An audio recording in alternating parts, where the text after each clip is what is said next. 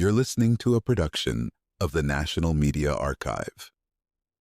To learn more or volunteer, go to nationalmediaarchive.com. Have you ever felt a power inside you, almost like an inner compass, steering you in directions your rational mind wouldn't choose? Peter Birkhäuser, born in Basel in 1911, certainly did. From childhood, he fixated on one goal, to become a painter inspired by a knight's image in a medieval gallery. But tragedy struck early. His mother's death cast a long shadow over his youth, infusing his artistic drive with a sense of loss. Now, imagine you're Birkhäuser, moving through the first decades of your career. You find success. The art world nods approvingly. But have you ever wondered what happens when your passion starts to feel hollow, when what once gave you life now leaves you empty? It's a classic case of what psychologists call a midlife crisis, a convergence of unconscious drives and conscious ambitions. Two technical terms that basically mean your hidden inner needs and your daily goals start fighting for dominance. Let me tell you a story. Birkhäuser's transformative journey began with a tiny eventamoth at his window. He painted it huge, monstrous, separated by glass from the light. Years later, he saw it was himself, his soul blocked from consciousness. That's the setup. A successful artist, but inwardly at war, forced to confront the mysterious forces that lived beyond his ego. The stage was set for a radical transformation. Why did a simple moth spark such a profound crisis for Birkhäuser? The answer lies in the concept of the unconscious, the vast, hidden part of the psyche that psychoanalyst Carl Jung called the other side of our mind. Think of it like an iceberg. The visible tip is our conscious thought, but the masked real power lies beneath the surface. Birkhäuser's rational, agnostic upbringing had taught him to distrust anything irrational or spiritual. But the moth, and later dreams of a giant praying mantis, forced him to reckon with what Jung called archetypes, universal symbols embedded deep in our psyche. Now you might be thinking, can a dream really change the course of a life? For Birkhäuser, the answer was yes. These images became the battleground for what Jung called individuation, the process of becoming whole by integrating the unconscious and conscious mind. If you've ever had a nightmare that lingered all day, you've touched this power. Birkhäuser, with over 400 dreams recorded across 35 years, turned inner visions into outer art.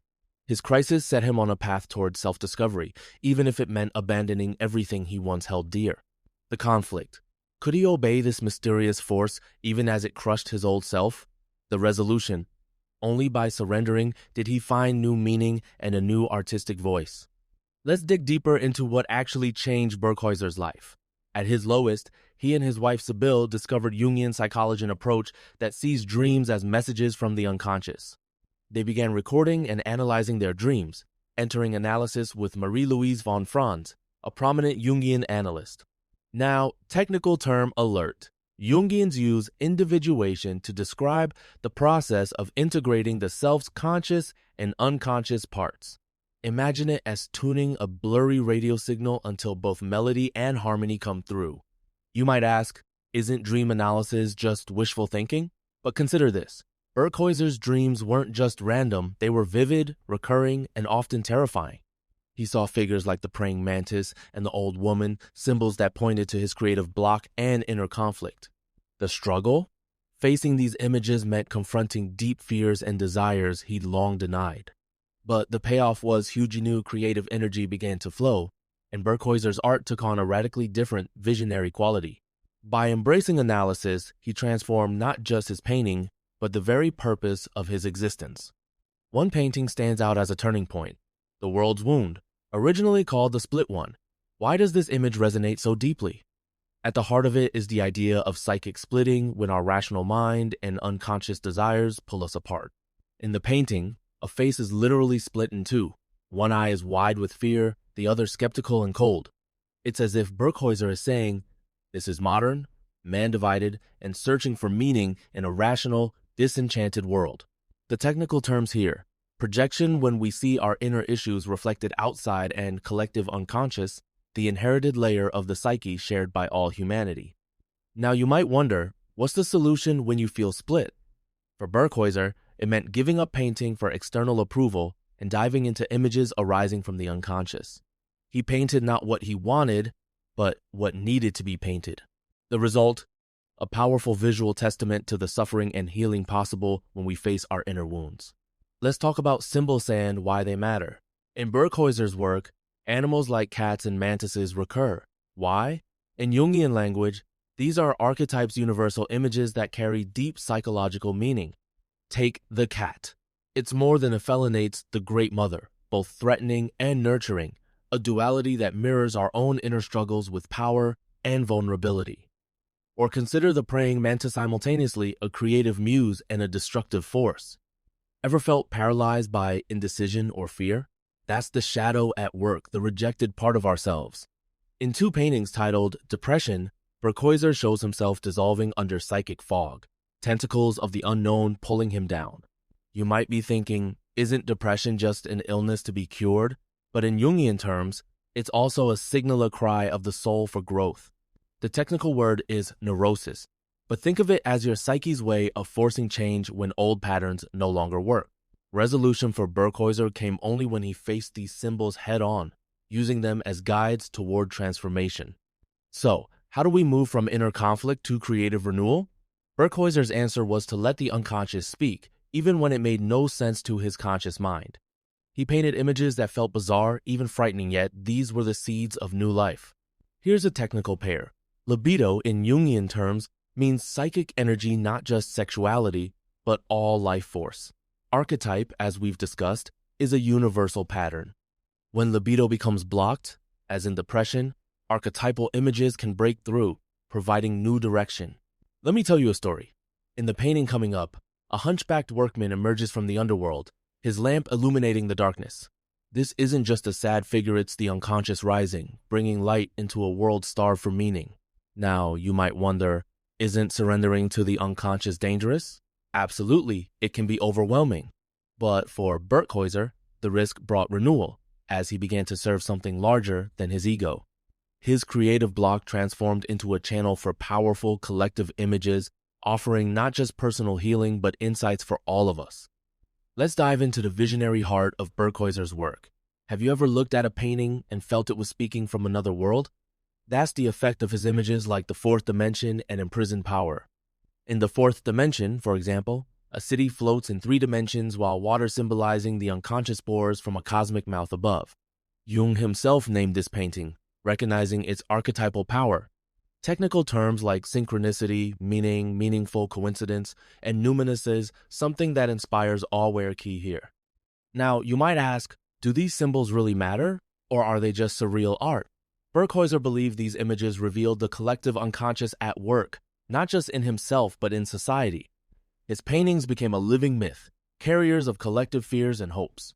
The conflict. The art world didn't understand his visionary style was rejected, and he had to support himself with advertising work. But the resolution? His paintings endure, offering portals into the depths of the psyche. If you've ever struggled to make sense of your dreams or creative impulses, you're in good company. Birkhäuser shows us that meaning can be found even if it's hidden in the strangest forms. Jungian psychology emphasizes 2 major inner figures, the anima and the shadow. The anima is the inner feminine in men, the muse and the guide. The shadow is everything we reject about ourselves. Birkhäuser's paintings are full of these figures. In Moira, the anima's hair forms a bed for her mana symbol of creativity's nurturing side. In Dark Brother, the shadow appears as a dark, menacing double. Have you ever felt haunted by an inner critic or seduced by creative inspiration? That's anima and shadow at work, psychological forces that can either paralyze or transform us. In technical terms, the integration of the shadow is essential for individuation, while the anima serves as a bridge to deeper creativity. You might be skeptical. Can painting your nightmares really help? For Birkhäuser, it wasn't just therapy, it was a spiritual task. By facing, even befriending these inner figures, he moved closer to psychic wholeness. The resolution? His later works glow with a sense of balance and light, proof that the path through darkness can lead to profound integration. Tragedy struck Birkhäuser again in 1971 with the sudden death of his wife, Sibylle. How do you transform such overwhelming loss? In Jungian terms, suffering is an alchemical process of transformation of base material, raw pain, into gold, wisdom. His paintings from this period, The Woman with the Cup, 24 of March 1971, Constellation, are saturated with grief but also with hope. Alchemy, a technical term often misunderstood as mere chemistry, is really about inner transformation. The opus, or work, is the journey from chaos to order.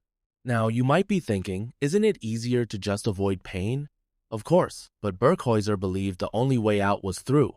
He let the suffering shape his art, discovering new creative powers in the midst of despair. Let me share. In lighting the torch, he dreams of lighting his small flame at the creator's fear, a metaphor for finding meaning after loss. His journey reminds us that even the darkest wounds can become sources of illumination if we're willing to embrace our pain and let it transform us. So, what's the legacy of Peter Birkhäuser?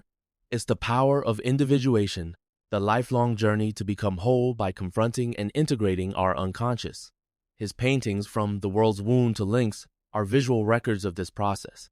Two last technical terms: self, the Jungian symbol of psychic wholeness, and numinosity, the mysterious energy that imbues these images with meaning. Birkhäuser's late work radiates this energy his Lynx sees in the dark, embodying the wisdom gained from suffering. Now, you might ask, what does this have to do with me? Here's the answer. Every one of us faces darkness, inner wounds, crises, and doubts. Birkhäuser's life shows that these are not dead ends, but invitations to a deeper journey. Let me leave you with his insight. The solitary light emanating from the deepest darkness is what makes it a truly remarkable source of light.